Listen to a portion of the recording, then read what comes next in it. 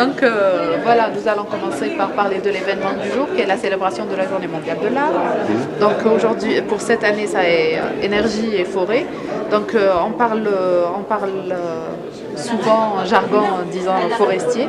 Mais si aujourd'hui vous avez un message à passer déjà pour les forestiers du Maroc, mais aussi ceux de la région méditerranéenne, et surtout pour les populations qui souvent vivent dans ces forêts, ne se rendent pas compte de cette importance. Donc votre message, monsieur le commissaire? Le message, je crois qu'on peut délivrer tous les messages sur le plan de la sensibilisation, mais la sensibilisation est nécessaire, mais elle n'est pas suffisante. Parce que souvent, lorsque vous avez une pression sur les ressources naturelles, notamment dans les espaces forestiers où les populations connaissent les rigueurs du climat, notamment la neige pendant certaines périodes de l'année, la destruction est inévitable si vous ne donnez pas les alternatives. Donc, il faut sensibiliser, oui. Il faut organiser les populations, surtout sous forme d'associations, de coopératives. Et il faut surtout donc travailler dans un cadre partenarial pour essayer de neutraliser les causes qui conduisent à la destruction des espaces forestiers. Je crois que lorsque nous avons cette approche, nous pouvons faire découler tous les messages qu'on peut délivrer aux citoyens. Lorsqu'on va délivrer un message, par exemple, à un citoyen qui vit dans un coin reculé, il va falloir lui donner le message, mais en même temps lui donner les outils de subvenir à la pression du présent.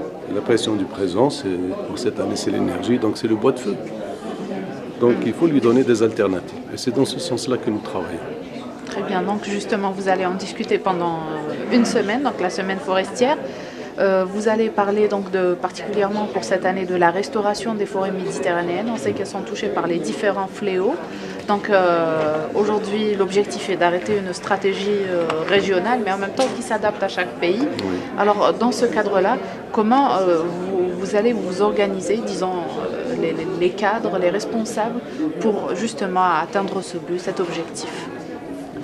Je crois que le point de départ, c'est que nous partageons pratiquement les mêmes contraintes, avec des spécificités à chaque pays, dans chaque pays, à chaque région. Mais les contraintes climatiques sont les mêmes pour nous tous. Nous avons aussi les contraintes de ces espaces ouverts qui sont grevés de droits d'usage. Donc si vous allez au Portugal ou en Espagne, vous avez des forêts privées ou des forêts communales qui sont beaucoup plus maîtrisables en tant qu'espace que dans les forêts, par exemple au Maroc, où vous avez des droits d'usage qui sont des droits légaux. Donc dans ces conditions, nous avons beaucoup à partager d'abord sur les expériences des uns et des autres, les expériences positives, mais aussi les écueils, parce qu'on peut apprendre beaucoup aussi des écueils et économiser le temps. Et dans ce cadre-là, je crois que certaines initiatives, notamment celle qui a été lancée à la COP22 sur les forêts méditerranéennes et les forêts du Sahel, donnent une forme d'intégration de cette vision, de cette démarche. D'abord qui permet de gérer les risques, parce que je crois que par exemple les risques majeurs chez nous tous, c'est le feu de forêt, qui sont importants pendant les périodes de soudure. Nous avons la pression pastorale qui est énorme. Je crois qu'il est sous-estimé, mais la pression pastorale il est 2 à 3 fois supérieure à ce que la forêt peut tolérer dans certains espaces.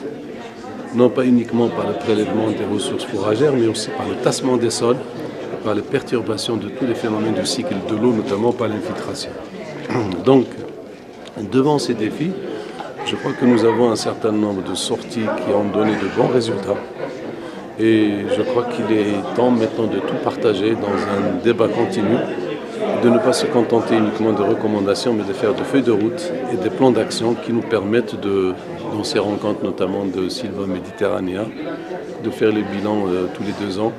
Et j'espère que d'Agadir, on n'aura pas une déclaration d'Agadir, mais on aura un engagement d'Agadir, où tous les services forestiers s'engagent pour un résultat, pour un cap que nous allons définir tous ensemble. Une dernière question. Donc la forêt, c'est l'affaire de tous, forestiers, cadres, citoyens aussi. Oui. Donc la communication joue un rôle primordial dans la tâche qui est la préservation de la forêt. À ce niveau-là, en matière de communication, comment vous allez œuvrer, peut-être ici au Maroc et dans la région méditerranéenne, justement, pour démontrer l'importance de la forêt méditerranéenne?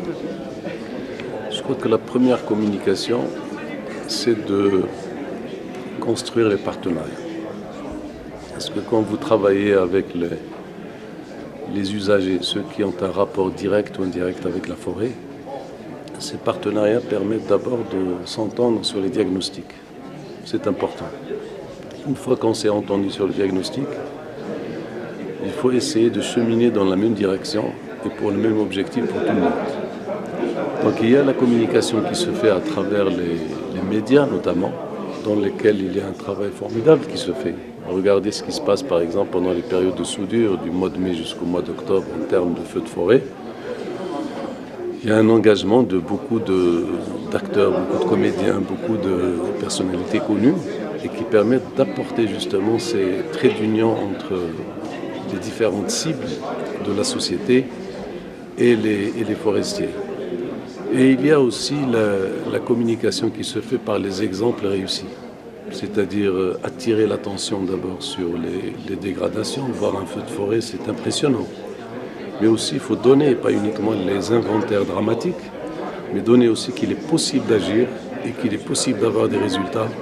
Et je crois là aussi, c'est une communication qui peut avoir sa force pour ancrer justement cette éducation environnementale au niveau de toutes les couches de la société.